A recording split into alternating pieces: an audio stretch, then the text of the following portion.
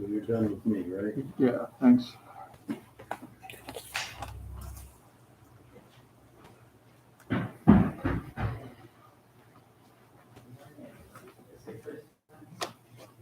That's what I wrote here first.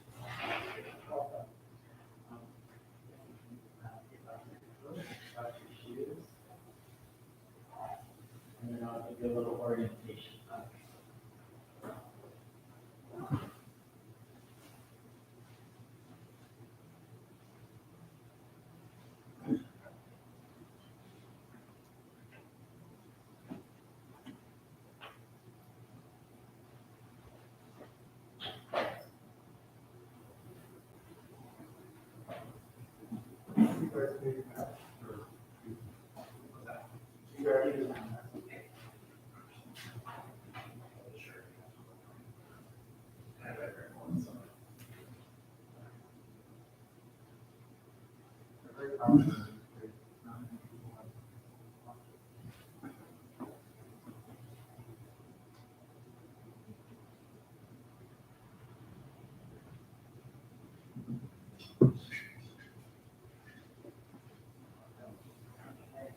In this morning service, there's two periods of meditation. First one is about 25 minutes long, the second one is shorter. And in between that, we chat for 3 minutes. They just kind of follow along. And then there's meditation. This one is similar to what we do here.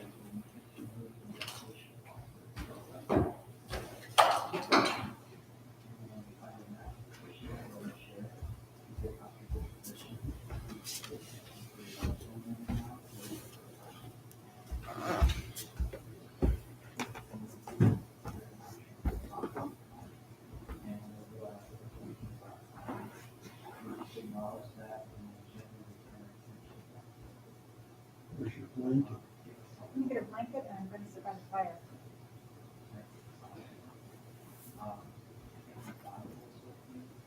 At least sit by the fire.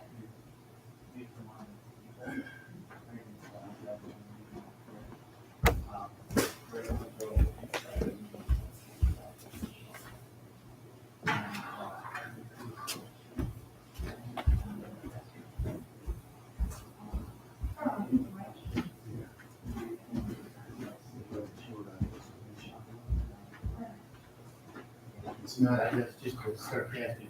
Oh.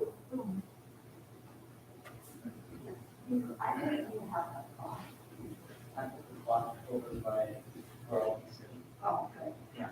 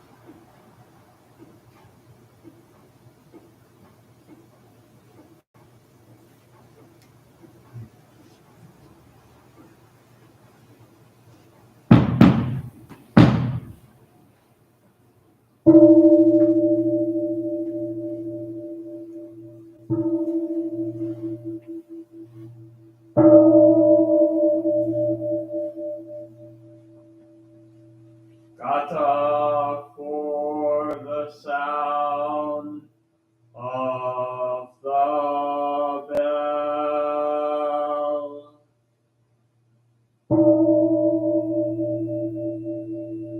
Mind calm, body at ease, breathing quiet, sentiment benevolent.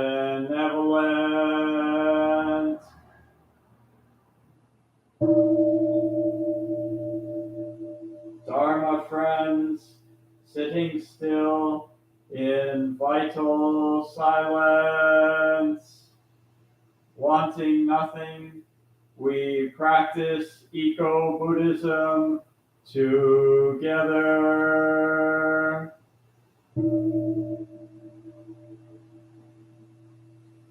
The sound of the temple bell booms for all to cease from conflict. May the way of Buddha usher in the dawn of non-violent global village forever.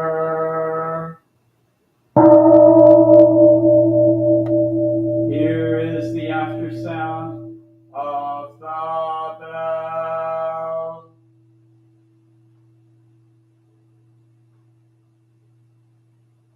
Thunder of silence, light after Dharma rain.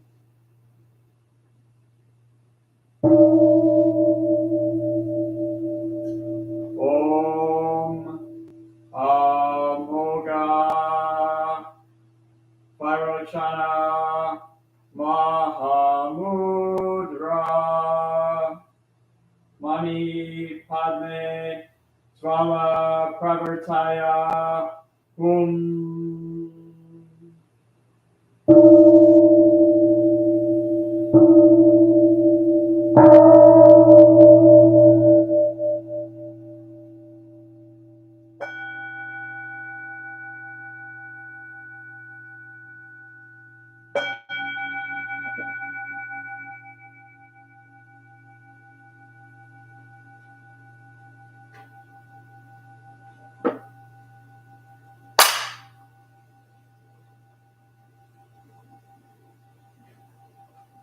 Please stand and join me in chanting of the refugees.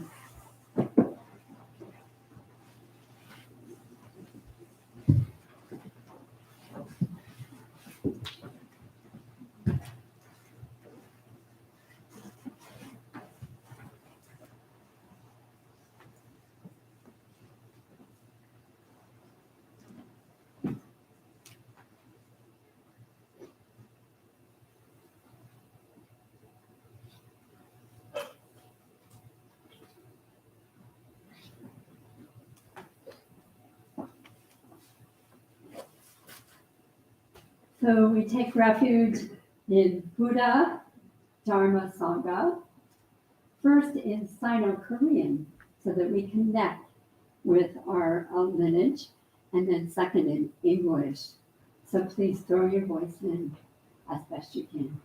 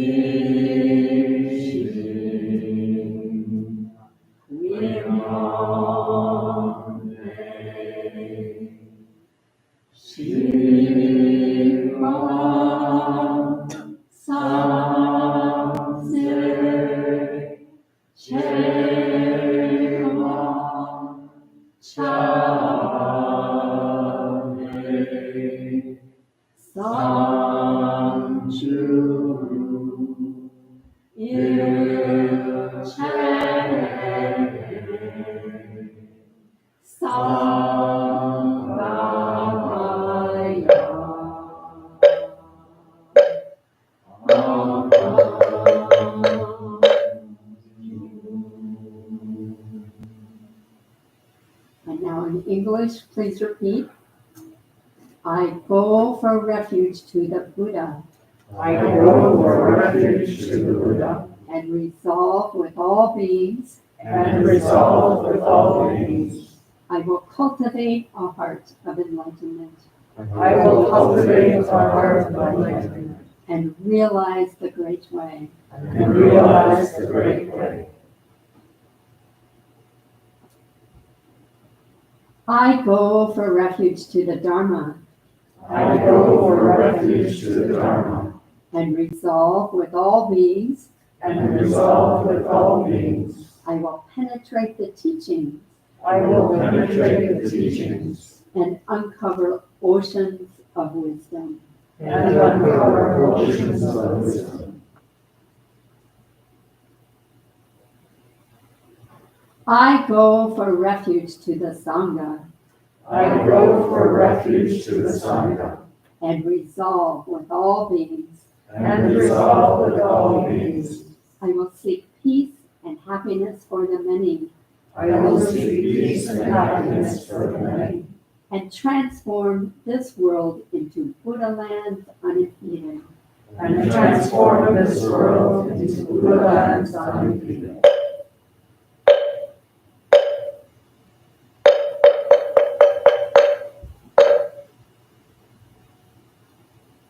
Please return now to your places for another shorter period of meditation.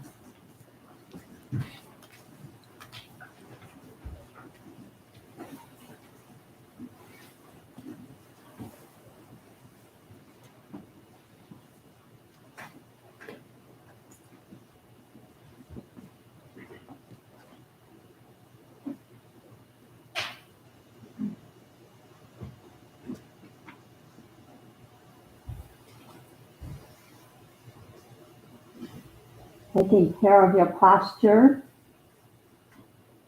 checking to see that you're sitting stably, straightening your back by bringing the arms up, palms facing, turning the palms out, slowly lowering them to straighten the back. And then placing your hands in a mudra, left fingers on top of right, with the thumbs gently touching.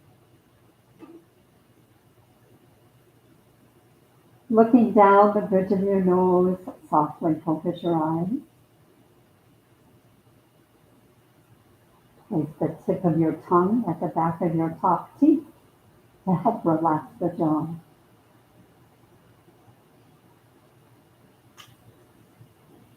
Bring your awareness to the breath.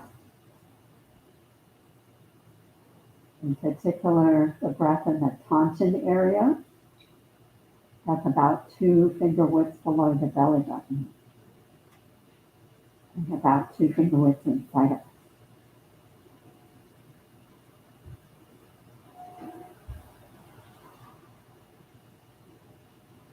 Breathing from this place, which is your center of energy.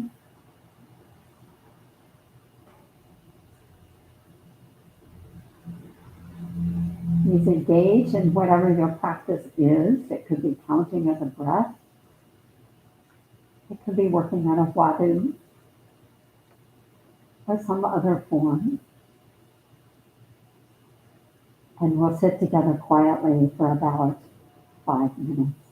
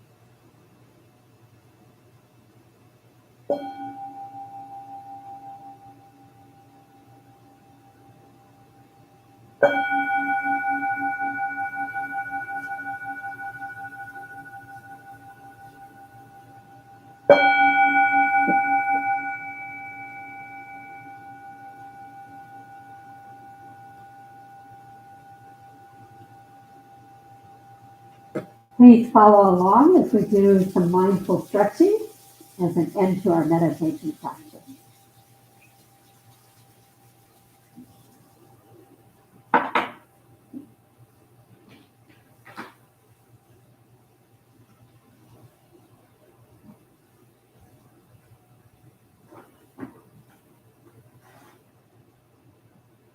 Using our fingertips to massage the top of our skull right along the ridge.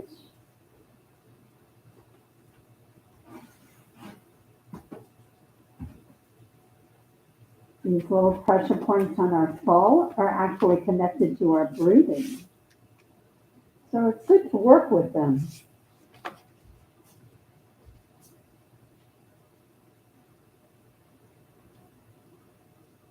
And then massaging the earlobe.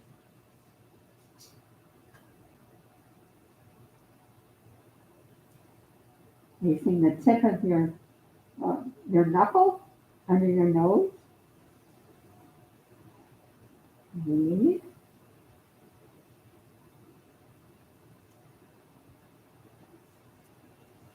And then let's do a nice stretch of our lower back. Bringing the eyes up.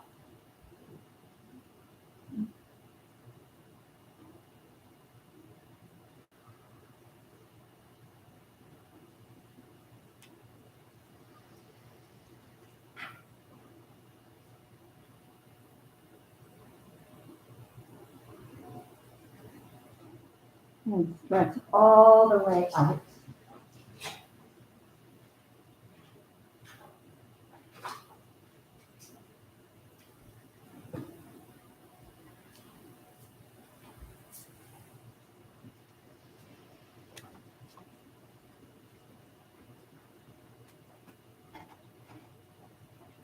Stretching now to the left.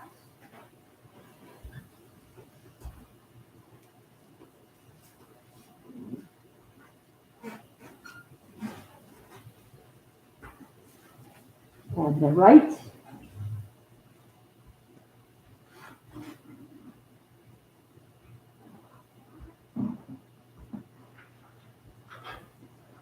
And clasping your hands behind your back, leaning forward.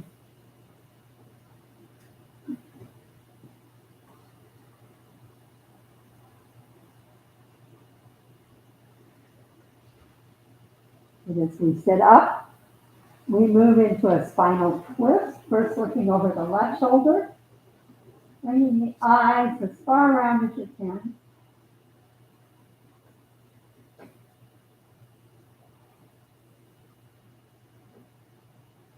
And then to the right.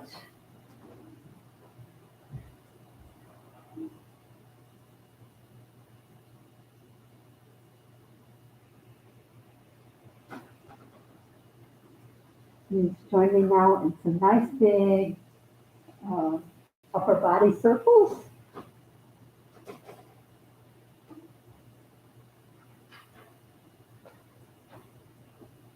Reversing direction.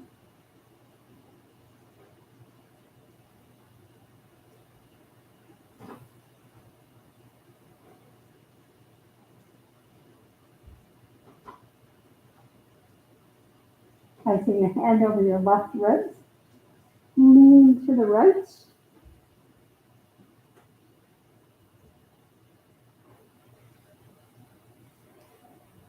And to the left.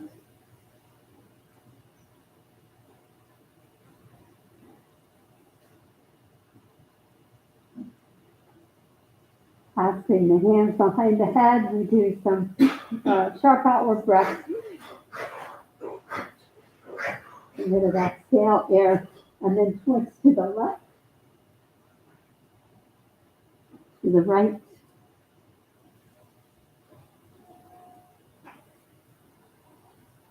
high up over the head. And then as we drop our arms, we engage in abdominal breathing.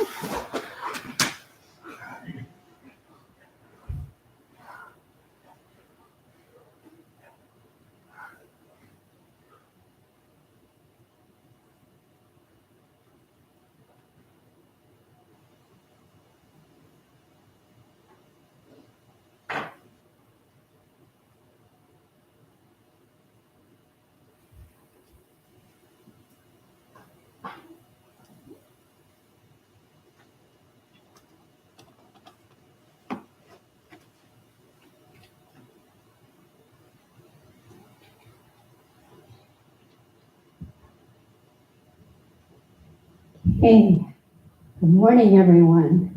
Morning, Mom. A fresh blanket of snow this morning. One of our first opportunities really to do just a little bit of shoveling and salting. And then we come in from the cold to this nice warm Sangha. And I'm so happy to be here with each and every one of you. I feel fortunate today to have these really nice, snuggly, warm clothes. Somebody told me I look like a gray marshmallow.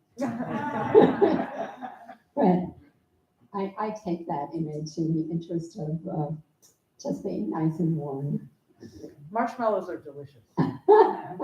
Delicious marshmallows, thank you. So all this month, we have been working with the theme of gratitude, grateful hearts. And now the holidays are upon us. Because the Thanksgiving holiday in particular is our chance then to express and practice our gratitude. So I'm really curious, how many people are going to be with family and friends this holiday? Okay, many of us. How many are you going to have a special meal? Yes. How many are traveling? Quite a few of us. Who's staying at home? The rest of us? All right. Does anybody have to work? How lovely. Does anybody plan to go shopping? For what? Only just a few. It used to be back in the day the big thing to do is, especially the day after Thanksgiving, to shop. Is anybody going to a homeless shelter to volunteer, perhaps to serve meals? Okay. Is anybody here Native American? Yeah? No. No. So if you are a Native American, you may, for this Thanksgiving holiday, view this as a day of mourning. That's traditionally how it was because massacres occurred on this day. There's a group in Seattle who I think exemplifies a movement in the Native American community to take back the dinner.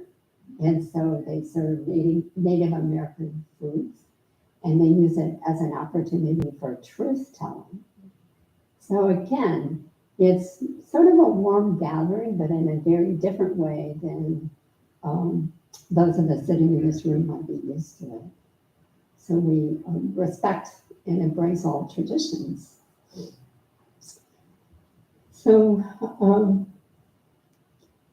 these holidays can be a joyous time. Often they are a challenging time. And often Mara shows up. Does anybody know who Mara is? So Mara is sort of the nemesis of the Buddha when the Buddha was on this journey to gain enlightenment. Mara would show up and challenge him in all sorts of ways with armies throwing spears and things like this. Mara is sort of a name for that part of ourselves that is challenging, that shows up at unexpected moments. And so things like anger, irritation, all these emotions can come up during holidays when we're with gatherings in particular. Sadness, craving, all these kinds of things. And we may be with those who just kind of drive us crazy. Relatives we haven't seen for a while, perhaps getting into political conversations in which there is no resolution. Maybe even somebody insisting on, bringing a dish that we're not particularly fond of to contribute to the meal. And for others, the version of this might be just being alone with no place to go. Although for those of us who are introverts, that has a certain amount of appeal. A way of dealing with Mara when Mara shows up. So I want to talk about a couple of ways of working with the holidays and hoping that you will have things to offer as well. So first of all, what happens let's talk about boundaries. When Mara shows up, what does the Buddha recommend us to do? Offer tea, sit down with tea with Mara. So take away sort of that boundary of Mara, go away. Mara, you're not part of me, but offer Mara some tea to sit down with you. And as we gather with family and friends, I think it's important to recognize what our boundaries are, just acknowledge them, and then think about how to work with those. So here's some examples. And the question is, where do you draw your boundaries? So who is at the gathering? Is it only people you like? Or are some, sort of distant people out there as well? Do you expect things to happen on time? So this might be a boundary. That's kind of a boundary I draw. It's like, we're serving dinner at 1 o'clock and you should be here by then. And if you're not, I'm going to be a little bit angry with you. And so that's when I know that I have some kind of boundary, is when an emotion like that arises. When we're in conversations, do we mainly listen to those who have similar viewpoints? Or do we try to listen carefully to alternative viewpoints? At shared holiday meals, you may have traditions like a pecking order. And I come from Iowa farmland. I had relatives living on a farm. And so whenever we had a Thanksgiving meal together, the pecking order was the men always go first because they have to go out and do the hard work in the morning. And so this persisted for sort of years and years, that little artificial boundary that we set for ourselves. And then one of my aunts decided one year, I'm going to go first, and we're just not going to have this order anymore. And it went away. So.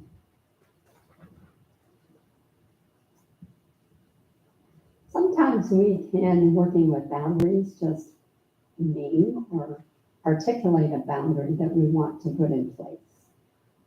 For example, no political discussions at the Thanksgiving table this year. That's a useful, healthy sort of boundary. So we need to not only think of boundaries in a negative sense, something we want to get rid of, but also something that can be helpful for us. Are any of you people pleasers? Yeah. Do you find yourself having to set boundaries? And is it hard for you to set boundaries? I'm curious about that. Yeah, kind of. Uh-huh. So, in our Buddhist practice, we don't talk about boundaries. There's, I was doing some online searches. What do the wise ones have to say about boundaries? And I could not find hardly any teachings by major teachers. And why do we not talk about boundaries? Because we have this idea of no self, no other. And so we tend to think in terms of perhaps practicing loving kindness, maybe the four viharas, loving kindness, sympathetic joy, equanimity, and gratitude. I forget the fourth one, that's not quite right. Compassion. Compassion, yeah. Gratitude's good too. Gratitude's okay too, yeah.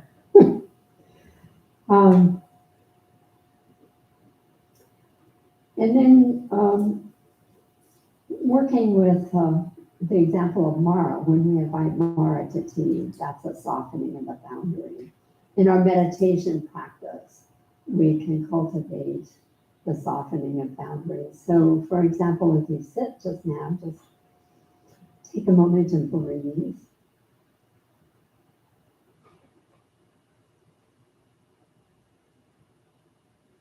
And see if you can breathe with your whole body. So when you breathe in, breathing in the air that's beyond, sort of outside of yourself. And when you breathe out, same thing, expanding to the rest of the universe. Breathing in and breathing out.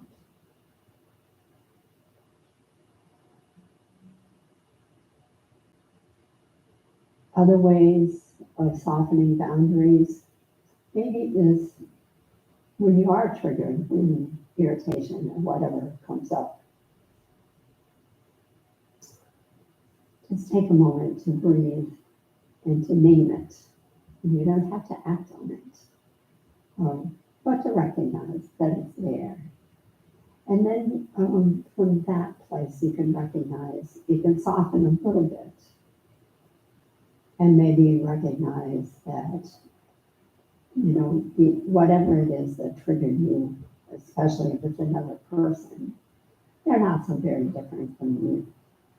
And maybe words have been expressed in anger or something. And so you have that anger in you as well. There's always three fingers pointing back at us when we get into this judgment and all of this kind of stuff.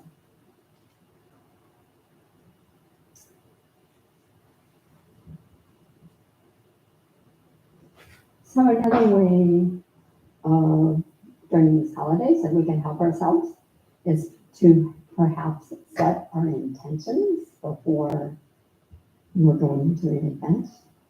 And so what is your intention? Perhaps you say, today I want to express myself in a peaceful, thoughtful, calm way. And so just coming with that frame of reference can be helpful. Yesterday, we met with some of our family program leaders, and we were talking about practice in daily life, everyday life. And for them, we were not focusing specifically on a holiday event, but rather every day working with a family, working with kids, all of these kinds of things. So how is it that we can become grounded in ordinary everyday life, which is something we can do during the holidays as well. And we came up with this interesting list of practices. So here's what was on our list. And We also were talking about informal practice. So there's formal practice, like when we're here sitting together in a formal way. But then our goal as Buddhists is to take this into everyday life. So here are some examples. You can walk. Take time to do that. Go outside. Just look at the moon. Or look outside your window. So for one person, there's a special tree that they acknowledge every day. And this tree is kind of a mindfulness anchor. So going on a walk, just pausing at the tree, expressing a moment of gratitude. Can make a space more beautiful.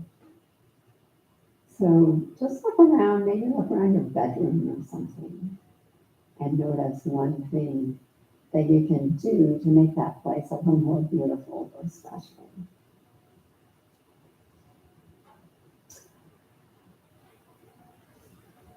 Be curious about the challenges that arise. Curiosity is a great way for us to shift perspective, make things a little more interesting. Like, why did that happen? Where did that come from? Read a special book. So I know for Haji really enjoys Robin Wall Kimmerer's book, and she read to us last week or the week before a little from that book about Native American traditions. And another person has a book of Korean poetry, and just 4 lines of poetry a day. Healthy eating, that's a challenge for all of us. Maybe that's just knowing our limit. Enjoy the foods, but don't overdo it. Gratitude practice. We talked about this a few weeks ago, and some of us have a little gratitude journal that we do every day. It's very helpful for keeping ourselves grounded. And then there is the practice of allowing the ordinary to become a little more sacred. I have 2 examples of this. So one of them is right now over at our Sangha house, we have a group of teenagers, and they come once a month for a special program they're doing called SAM. And they enjoy this time of learning together, being together. And last time when they went home, we got these phone calls from parents saying, "Where did you get that special granola that you served to the kids? And what about that oatmeal? Where did that come from? I can't get them to make it, eat it. How did you make it?" And the interesting thing, our reply was, "Well, that granola came from Costco, and the oats were nothing more than plain oats, just boiled in water. But then the time that they were here, they elevated into something more special than it was." So you can do that in everyday life. Just appreciate those plain oats.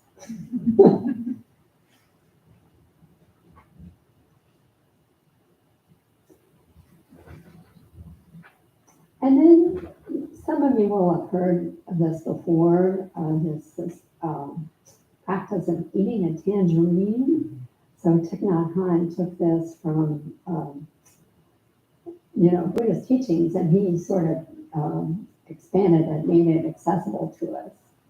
And so in his book, Old Path, White Cloud, he tells the story of the Buddha sitting down with children talking about eating a tangerine. So I wanted to share this with you. When you children peel a tangerine, you can eat it with awareness or without awareness. What does it mean to eat a tangerine in awareness? When you're eating the tangerine, you are aware that you're eating the tangerine. You fully experience its lovely fragrance and sweet taste. When you peel the tangerine, you know that you're peeling the tangerine. So just imagine now this little tangerine. When you remove a slice and put it in your mouth, you know that you are removing a slice and putting it in your mouth. When you experience the lovely fragrance and sweet taste of the tangerine, you are aware that you are experiencing the lovely fragrance and sweet taste of the tangerine. In the tangerine that Nanda Bala offered me, it had 9 sections. I ate each morsel in awareness and saw how precious and wonderful it was. I did not forget the tangerine, and thus the tangerine became something very real to me. If the tangerine is real, the person eating it is real. This is what it means to eat a tangerine in awareness.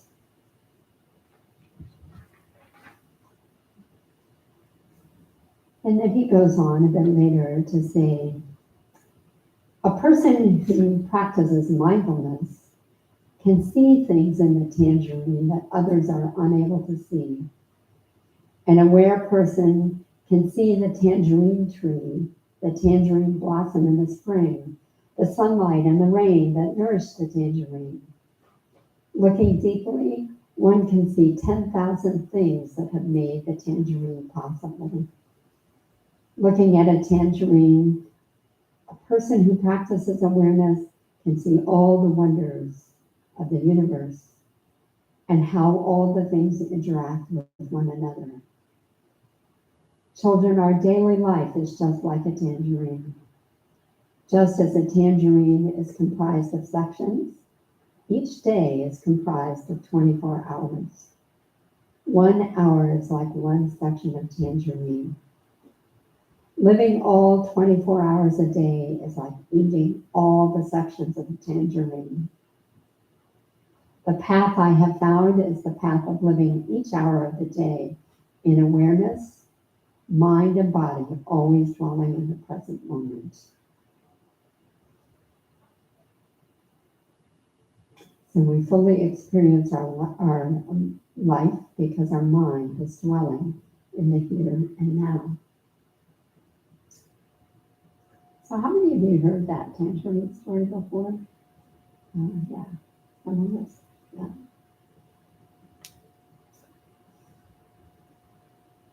So these are 3 suggestions for working with your holiday seasons. The first is working with your boundaries and intentions. The second is grounding yourself in ordinary life, just allowing yourself to do some of these special practices that we brought up, like taking a walk and so on. And then the third is to find a way of elevating, taking the ordinary and making it special. So in a moment, I want to hear your thoughts on how you're working with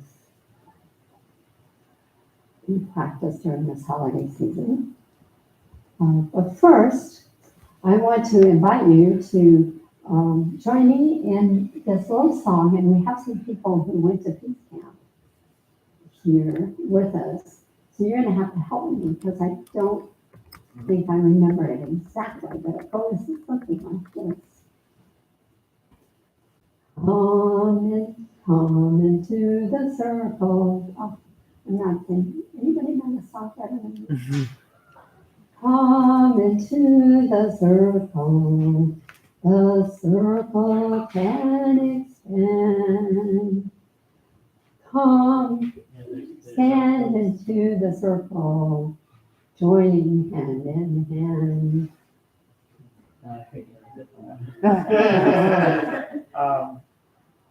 There's a place for you. Ah, yes, that's There's a it. place for you in the circle. The circle can expand. Come and join the circle. All creatures, all creatures. Creatures hand in hand. I don't know. Excellent. Let's try to do it together. So the first line is there's a place for you in the circle. There's a Place place for you in the circle. The The circle circle hand hand in expands. hand. Come and join the circle. All creatures hand in hand. Right. So that's another way of talking in boundaries. Not good musicians here, we have a picture. So now I sort of invite your commentary on just anything you want to add to this Dharma talk.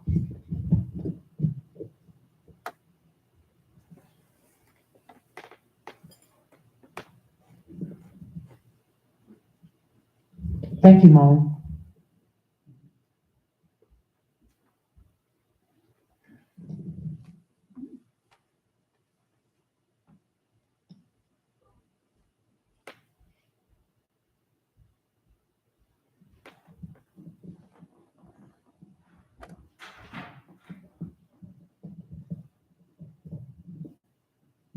I have a question rather than a comment, but I'm wondering if you could elaborate a little bit on the, I don't know, or it might not be working. If you can elaborate on the relationship between. Yeah, the batteries running down. I'll just try to talk loud. I'm still a little confused about having boundaries, but being sort of boundaryless and selfless. So I'm curious if you can speak a little more to like, do you hold boundaries? Do you not hold boundaries? Or how do you hold soft boundaries of what that relationship looks like?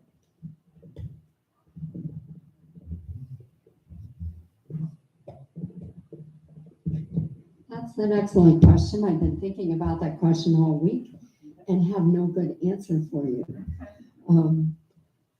It's important. Well, I guess when I think about this being without boundaries, maybe that is cultivating sort of the absolute realm where we're all, we have this experience of deep interconnection. However, in the relative realm, which is everyday life, it seems like there's nothing but boundaries. And so working with the boundaries skillfully is a big challenge. And asking ourselves, this boundary that I've set, is it something that is a benefit to people? Or is it something that is harmful to people? Or helpful, harmful or helpful. Does anybody else have an answer to this question?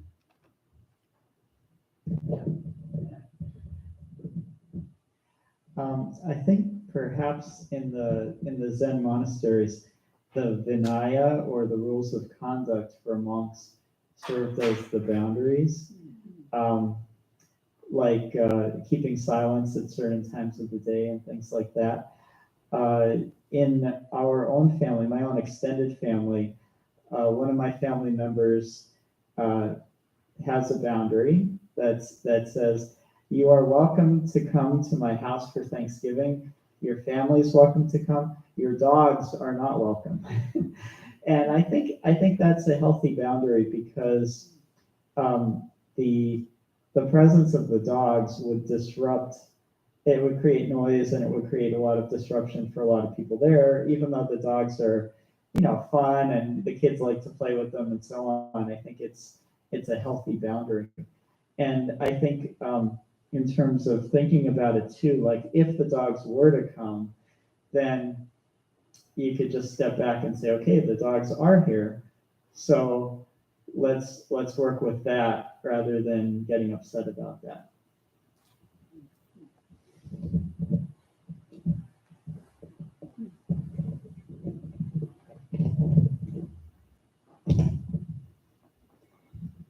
I really love going back to the Serenity Prayer and thinking, God grant me the wisdom to know what I can and cannot change, the courage to change what I can. So it's just recognizing that some things won't change, or maybe not in this lifetime, just with these particular people in front of you. But it's just, I think, recognizing those moments when you need a boundary or you can't.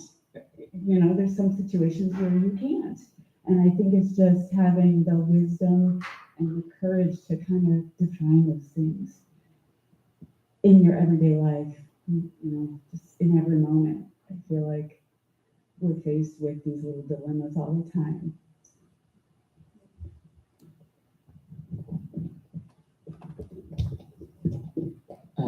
At the Peace Camp, one of my favorite activities that we have done is something called a sound walk, where you're just walking through the forest, and then at certain points you stop and simply listen to all the sounds that are going on around you. And then after a little while, you just contribute to the sounds. You just pick up a little something and drop it and make a sound, and pay attention to how your sound is part of all the sounds that are going on around you. And then after doing that one time, then later in the afternoon, I was joining the 24-hour meditation under this tree, and sitting next to Haju and meditating, and all down along the way were kids screaming and playing and having a great time. And it's very easy when meditating to sometimes feel like it ought to be silent when you're meditating. But after doing that sound walk, I was perfectly happy to be meditating while all these kids were running around and playing sports just on the down the way there, and having that sound just be part of the experience. And it was sort of a very transformative moment for me. It has helped my meditation ever since that time to just accept whatever is happening while I'm meditating and not feeling like meditation should be like this or like that.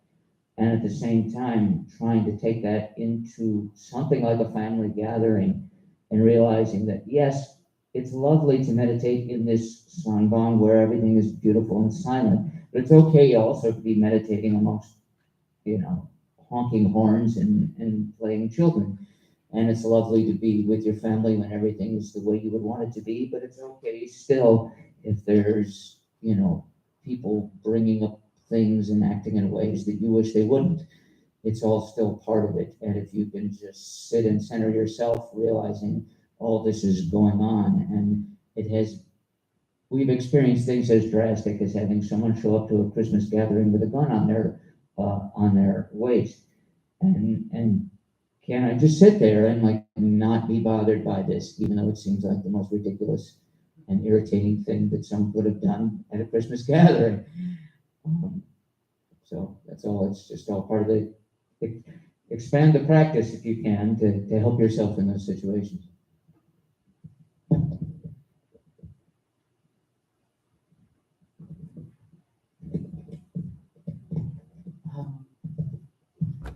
Is it working? Okay. My thought on the sort of boundaries question is, I guess it's really difficult because sometimes you feel like maybe you're standing up for yourself, but really later it feels like, I was encroaching on this other person's, thing, or so it's hard to tell, but I guess sort of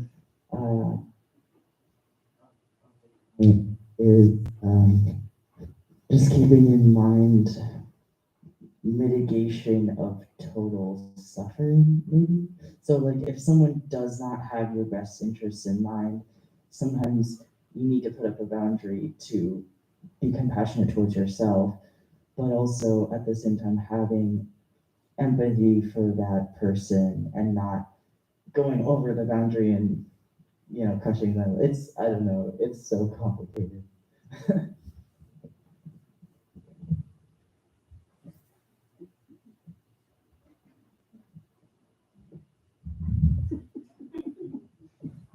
Thank you. In terms of boundaries, for myself, what I find helpful is you spoke about intention, and it's stating that intention to myself, keeping that in mind, but allowing what is around me to ebb and flow and not attaching. So trying to practice non-attachment with all the things that occur throughout the day. And in the back of my mind, bringing those intentions to the forefront, recognizing them, honoring them, and then just letting things flow. And that is the hardest part, I think. But when I can achieve that point of non-attachment and allowing life to happen however life is going to happen, and seeing the duality and realizing that there's sorrow, there's joy in each day. Each day I'm going to experience probably some feelings of sorrow and some feelings of joy, but I can't appreciate one without the other. So that is what is helpful for me.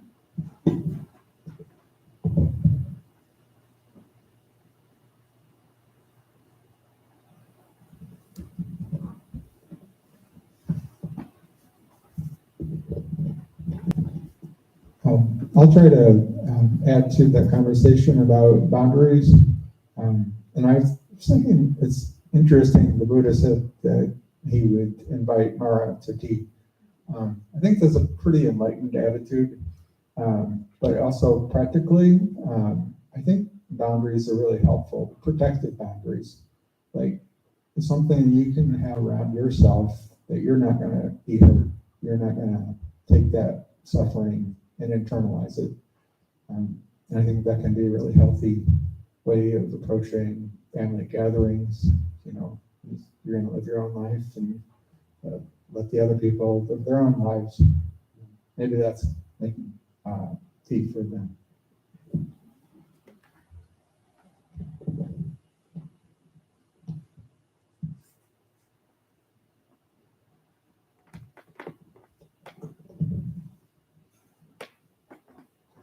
Okay, thank you for all of your wisdom today. And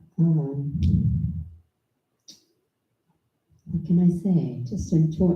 I hope that you have a good, skillful boundary or boundaryless Thanksgiving.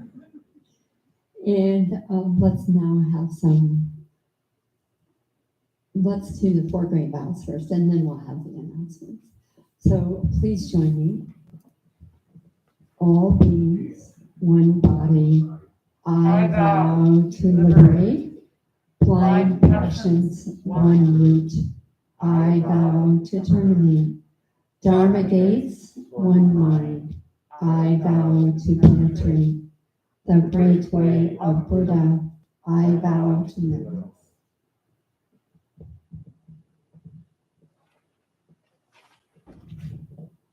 Okay, good morning, everyone. Welcome. If you have any questions after the service, you can ask any one of us wearing gray, and we'll try to answer your questions. And we invite you to pick up a copy of our schedule. It's a gray flyer that's on the table in the entrance hall. That's the events that are coming up within the next few months. We're going to have, we have scheduled a 1-day retreat coming up on Saturday that may be canceled if we don't have enough participation. So if you're interested, sign up for it. And we're also accepting food donations still for Thanksgiving. So those will be given to charity. So if you have any food donations of non-perishable items, you can drop them off in the bins in the entrance hall. From time to time, we run an introductory meditation course, which runs for 5 consecutive Thursday evenings. The next one will be starting on January 12th. And so you can sign up on our website if you're interested in participating in that. And then yoga classes are ongoing on Tuesday evenings. So you can also participate in those if you're interested. They start at 6:30 p.m. And then groups that are meeting today, Recovery Dharma. Recovery Dharma will be meeting at noon in the yellow residence next door, up the front steps, through the big door. Please take your shoes off once you get inside. You don't have to take them off outside, inside. Thank you. And then, are there other groups that are meeting today? I'll talk about the practice period, but besides that, other groups?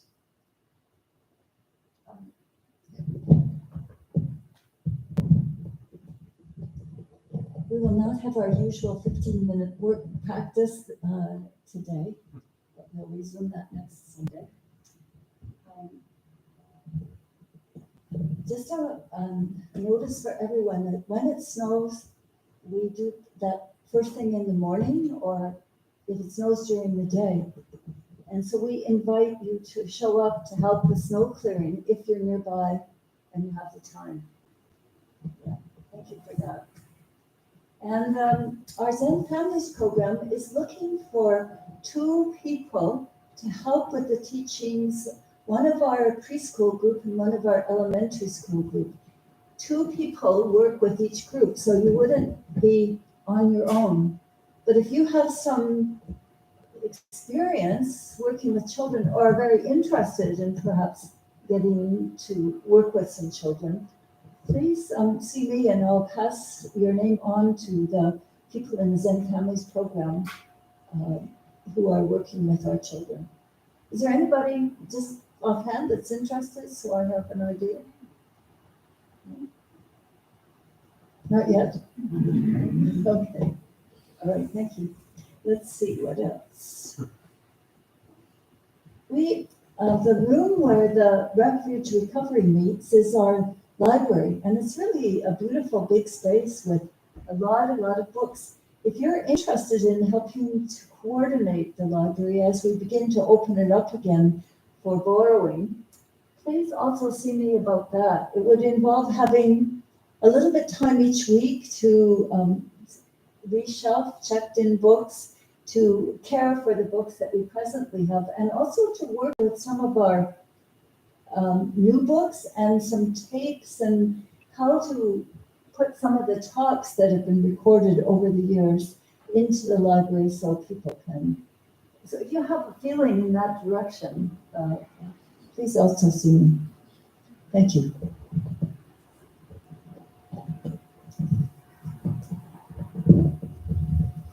Okay, and then in preparation for our practice period meeting, we're going to keep the first row, the row nearest the carpet of the mats and cushions in place on each side.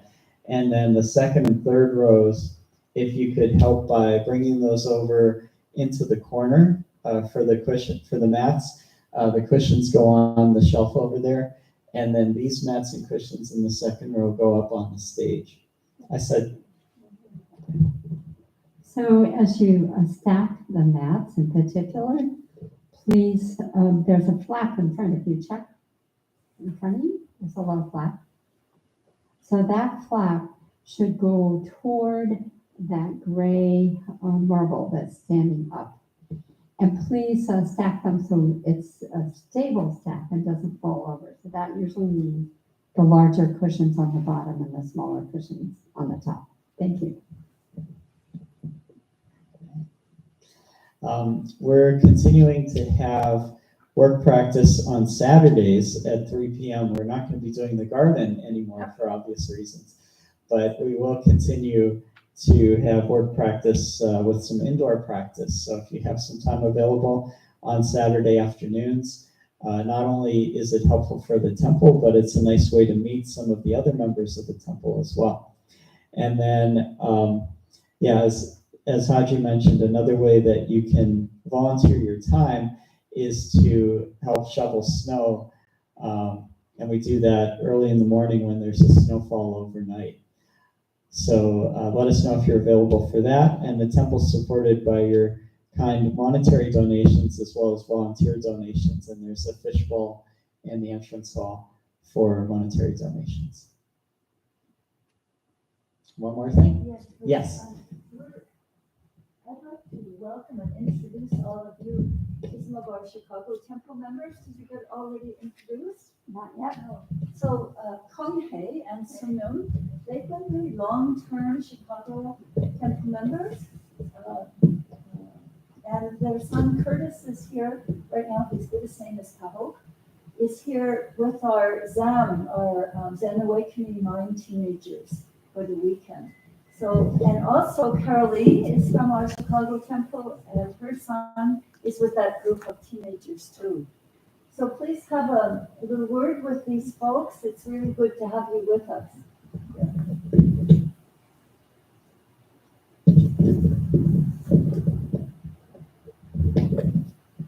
Okay, so we'll end our service then by standing and doing 3 formal bows to the altar.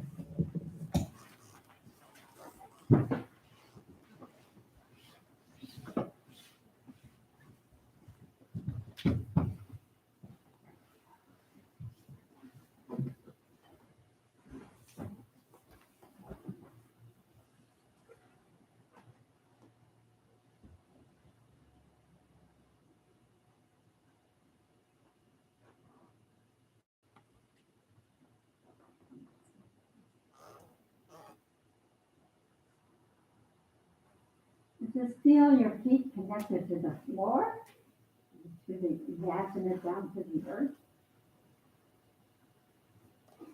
And then take a nice deep expansive breath and join me in 3 bows.